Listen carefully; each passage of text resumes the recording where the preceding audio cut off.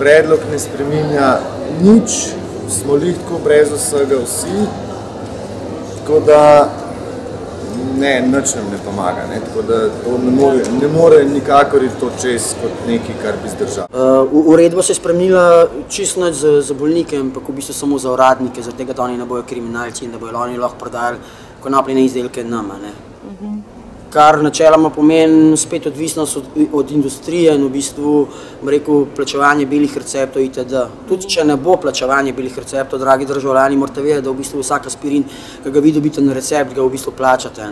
Očitno Ministrstvo za zdravje ne razume niti Odbora za zdravstvo, ki jim je naložilo, da konopljo prerazporedijo v drugo ali tretjo skupino prepovedanih drog, čeprav je tudi to sporno.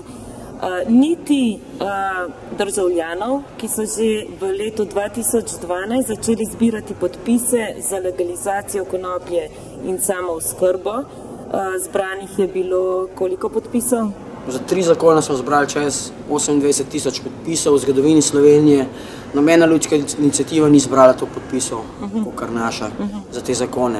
In so bili v bistvu preslišani, tako kot preslišani za osebno asistenco, ki je nujno potrebna pa še za kakšne stvari, ki bi jih mogli že zdavnaj urediti. Urejamo pa v bistvu više plače uradnikom namesto, da bi pomagali tistim, ki umirajo. Zdaj, tudi ti dobro veš, da se nam je zgodil napačen prevod konvencije iz leta 1961. Kako pa ti ocenjuješ posledice tega napačnega prevoda, ki so se potem ljudem v praksi dogajale zaradi tega? To, vse, kar se je dogajalo ljudem, ki so bili po zaporih in vse tako, to je bil vse kriminal nad njimi, to je jasno. Jaz upam, da je jasno, da že zdaj, že po trenutnih zakonodajah, ker konvencija je nad zakoni, nad ustavami in takimi sranjami, vsakmu pripada, da lahko goji v Sloveniji, lahko uporablja, lahko je in vse. Edino, kar je treba izdržati prokleta počasna sodišča. Ker te oni gonijo po sodiščih in v tistem času ti pač popušiš vse, kar si ima.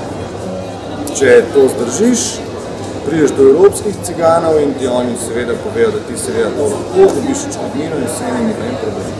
Ful ljudi je v bistvu v zaporih zaradi posesti konoplje in tako naprej.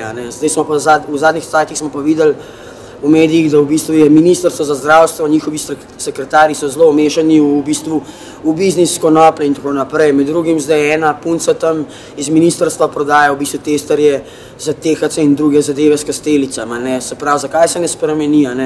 Mi lahko damo vse od sebe, če boste pa vi, so ne meni, ampak vsem, ki so že noter v zaporih, ki so preganjeni, žal tistim, ki jih ni več, jim ne moramo pomagati, ampak moramo njihovim sorodnikom pomagati, se bo prej kaj spremenili za vse nas. Komu zdaj služi ta prohibicija, ki jo vsi davkoplačevalci drago plačujemo? Industriji, policiji, kriminalističnim službam, bom rekel, po večini tudi zasebnim podjetjem, Ministrstva za zdravstvo oziroma vsem njihovih sodelavcev, na koncu koncev Kastelica, pa še drugih ljudi, ki imajo DOE ali pa SP. Jaz mislim, da bi tukaj kakšen raziskovalni novinar imel veliko dela, pa ne bi to končal v enem letu. Aktivisti že več let opozarjate stroko in politiko, kako ključen in pomemben je za zdravje človeka endokanabinoidni sistem. Predavate, izobražujete ljudi, mar ne bi morala to početi stroka? Ja, jaz se strinjam. V bistvu, že leta 2013, ko smo zbrali te podpise, sem govoril z Milanom Krekom in na enem predavanju smo govorili, da bi mogoče v šolski sistem z SKS-ka prišli noter in predavali o konoplji. Te pogovori so se dosti hitro končali, ampak moram povedati, da ko smo predavali v Udarniku v Mariboru, je prišla ena srednja, ali mislim, da osnovna šola, ravnateljica in v bistvu 3-4 učiteljni, ki so prišli na predavanje in so poslušali. In v bistvu na koncu smo imeli kar en dolg pogovor, kako bi oni radi to v šolo prinesli in otrokom dali to znanje. Jaz mislim, da znanje o endokanabinoidnem sistemu ne spada samo v stroko, namreč spada v bistvu v osnovne šole, v vrtce. Seveda izobraziti moramo vse te, ki naše otroke učijo. Dokler bomo imeli profesore, ki bojo naše otroke dali stran od konoplje kot od prepovedane droge, nismo še nič naredili. In to se je tudi zdaj na sejmu zgodilo, v bistvu včeraj, da je prišla učiteljica iz Šubičeve gimnazije in otroci so seveda prišli na naš štand, ker imamo kar nekaj stvari tam, so gledali in jih je v bistvu silo dajala stran iz štanda nekam čist drugam. In v bistvu sem jaz gospod sliku, objavil sem tudi na Facebooku, tako da lahko vidite, v bistvu, s kakimi ljudmi imamo opravka. Jaz mislim, da večina ljudi v sistemu so taki, kot ta učiteljca. Ne.